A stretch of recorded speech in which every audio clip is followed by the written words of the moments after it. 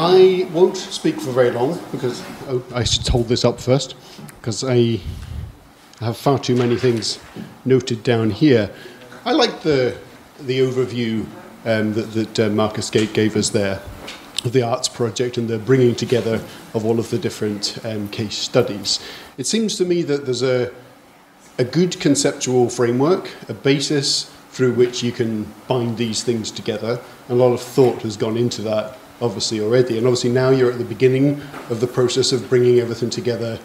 Now, one thing that Marcus said was the first decision that you took was to look only at the commonality, only at the areas where there was commonality between all the case studies. And I did wonder whether there was something being missed in taking that decision, whether there were some specific things that were happening in particular case studies that you were missing by only looking at what was common. That was one quick reflection that I had. The other reflection was based on the comment that Liz made before about funding. Well, it wasn't about funding, it was about inter-regional differences and comparisons. Now, one of the things that creates the climate in which initiatives emerge sometimes is the funding climate. In Scotland, we have the Climate Challenge Fund, which the Scottish Government put out as a very large fund to encourage bottom-up initiatives to flourish. And this has created a whole lot of initiatives to form, and a lot of kind of social capital kind of comes with that, but it also creates a dependency on the national government infrastructure, and therefore also sometimes the supranational government funding climate as well. I think some of these issues, need to be considered rather than having an overly romantic view sometimes of small-scale initiatives. I'm not suggesting that's the view that you do have, but I think we need to be mindful of that sometimes. The other issue is agency. Nikki, in your presentation earlier on, you said that you were taking a perspective that had agency at the heart of it. And I wondered how true that was, how much agency was at the heart of what you were kind of actually looking at, because a lot of it felt to me to be at the much more collective level. And I felt, I'm a psychologist, so I'm bound to say this, I felt the individual was getting slightly lost in this. So I wonder if the individual can come out a little more as an individual agent within a collective that has outcome efficacy, if you like. Right, I'm just listing points as they come to me here. The diagram. I like diagrams. I could spend my life trying to get a diagram that actually communicated what I wanted to, and more often than not I fail. But I like the fact that you have things like the bubbles of different size that represent the scale of the initiatives, and you've got the geography wrapping around it to say that this is all within a territory. But I wondered if it was when the geography appeared, I thought, well, space is getting lost there because you have size represented as a bubble, but somehow the spatial network of each initiative is kind of placed as a bubble there. Well, this is just about how you do diagrams in a way. I don't know the answer to that, but some initiatives are very dispersed spatially, and that's somehow not captured. Now, I'm not saying you can capture it in a diagram, but I think somehow capturing that in the narrative, I think you've got to produce a narrative in this report or project.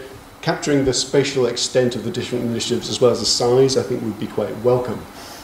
And finally, I'm part of the Glamours project, so obviously you've heard Adina's presentation, and we're looking at time use, and I've got a particular interest in time pressure and that feeling of time not being infinitely substitutable. I wonder if some reflections on time use, I'm bound to say that, might be welcome as part of this project, to look at whether there are any kind of implications of a time use perspective when we're looking at these different, or when you're looking at these various different initiatives across Europe. I mean, it sounds to me that many of the projects here are looking at a whole load of different initiatives and different styles. We need to question how we're selecting these initiatives. We're taking very different protocols sometimes to the selection of our initiatives, and yet we compare them as if they're all the same. But that selection protocol will determine how similar they are when we try and make them connections. And in our case, I won't take that long. In our case, we have a specific reason to try and find initiatives that have something to say about time use, or don't, but we're explicitly having something to say about time use. And I think that, I think there's something to be said for looking at activity patterns and the patterning of everyday life that can bring something to the table here. That's it.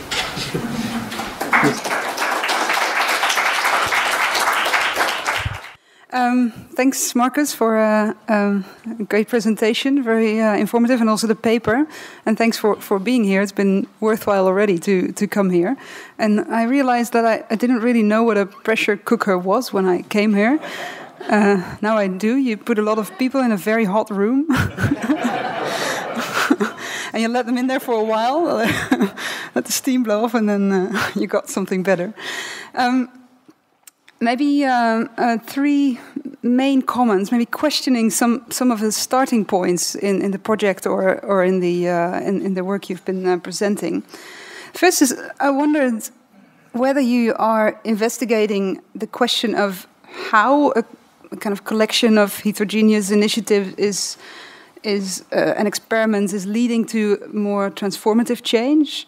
So what that mechanism looks like, and you call it acceleration, but the how of it, or whether you're investigating whether such initiatives can actually merge into a groundswell or a transformative change. It's somehow seems to be sometimes an assumption of transition theory that incremental change can lead to radical change. And that's kind of, I think, a tension there that might be worth looking at, and also in your case studies.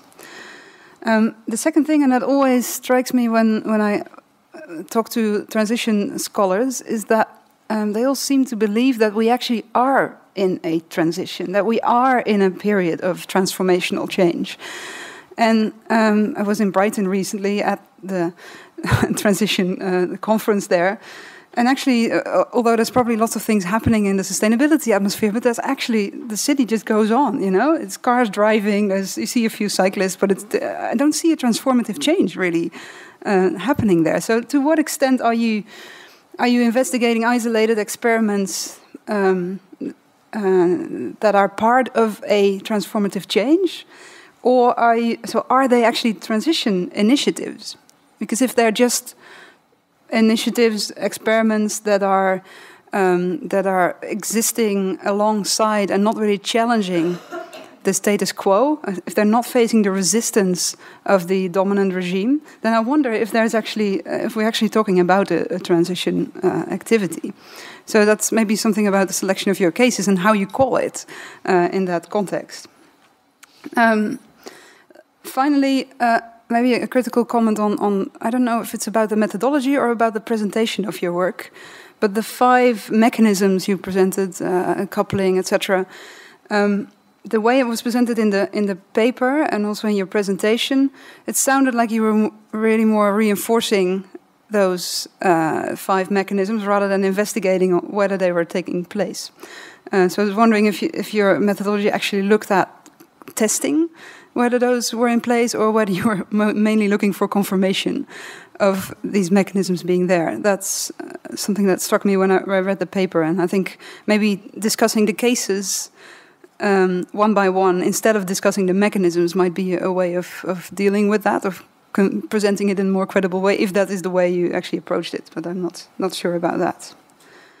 I had a number of smaller questions also relating to the change, like the question not just who is changing in an initiative, but also who's not changing, and that relates again to this question: are we really in a transition? And also, so suppose you're following a person who is active in a food initiative. Is that person also active in an energy initiative? Is that person changing his entire lifestyle, or is it just in one single activity? Is that's something I would be interested in hearing, but it's something I was wondering about reading your work. So yeah, I think it's interesting work, and I'm really looking forward to it also, to see what is usable about it for the Charisma project. It's been a very rich discussion and presentation, and I look forward to the full paper. That was it. Thanks.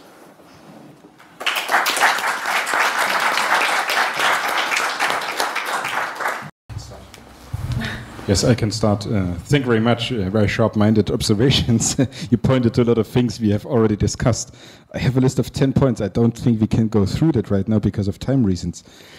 But I try to be very quick. I think space, you're right. I mean, I'm geographer and spatial planner by training, and I was really one of those who argued to consider that. But in the beginning of the project, we could not really outline a framework which investigates that. But what we find now as patterns will be the starting point for investigating deeper that. And I think especially in Dresden we have seen, okay, that's not in coincidence how these initiatives spread over the region and within the region, and we find some patterns there. And that will be a starting point to investigate it deeper. But we can, I think, do not do that in the arts project because that's not the mission, but it's a starting point, so to say. Reinforcing our own mechanisms, totally true. Outlining 5 things and then just creating evidence that they are there.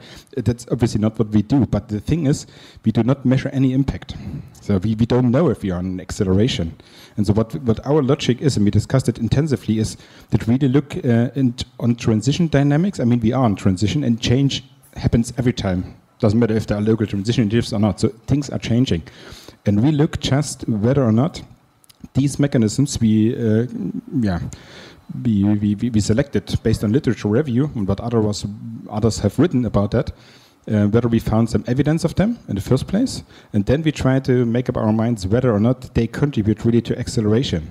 And that's really an open question, it's an empirical question, and we are sure that there might be other mechanisms and other dynamics which also contribute, but we investigate those 5. And I think they will contribute differently to acceleration. And what happens. But that's an empirical question, not reinforcing our own arguments, you can be sure. I think they were the most important points. They were all really important, but that were the most striking, I think. Dependence on funding, I could not really elaborate on instrumentalizing, but that's definitely a point. The dependency on national funding being instrumentalized, or we even talk about projectification, that's really a risk. I mean, having this nice background from national level, funding renewable energies, funding other food, is nice. But if that changes, it's difficult. So it's fragile if you only depend on that, and people are aware of that. And it also creates really tensions because then you have really like projects. From one project to the next project, and they do not really have an enduring process. So that's the danger about it. We look at this and we are aware of this. And of course, that's another important point. We look, of course, on differences, not only on similarities. That is the first thing we do, to create some generic ideas. But by definition, we really look into the single cases and see how context matters. And we will create narratives for each of the cases, how this context really influenced that. So we have also the table, the same thing, but that would have me taken other 20 minutes to explain differences from 5 cases from Sweden, from UK, how they influence. But we have that surely. So totally good comment. Okay, yeah. I saved the rest for the dinner. And I think there was another presentation somebody can react on. Yeah, again, the list is quite long, so I will just take 2 or 3 of them. And first of all, thank you for the comments. The first one is about the TV use. It's indeed one of the main trends in time use data, especially for European countries. TV use increasing like crazy, and so then empirically, it's quite important to determine the energy content of TV use. And my hunch is that most probably it substitutes formerly time-intensive activities. For example, instead of reading book, you spend some time on TV watching National Geographic and so on. But it's important to pin down the energy intensity because it's one of the main categories that takes or let's say consumes the available time of households. So this is the first one. The second one is about rebound, and I think this is related to Adina's comment on people's doing without knowing. So behavior is automatic. So most of the time we don't observe the energy content of particular goods because there are complex input-output relationships. But it's quite easy to observe the cost of the good. So most probably, even if the individuals share the environmental concern that we have,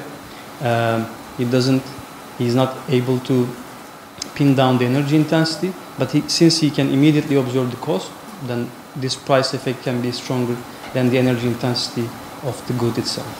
So I think maybe, let's say, providing more information along these lines can be helpful for environmentally aware people to distinguish between the cost, the monetary cost, and the environmental cost of consuming a particular product. And one final thing that I would like to say, it's a general comment. Generally, people have two approaches. First, they believe that relative prices determine. So this is the economist's standard. And the second is about the preference shifts.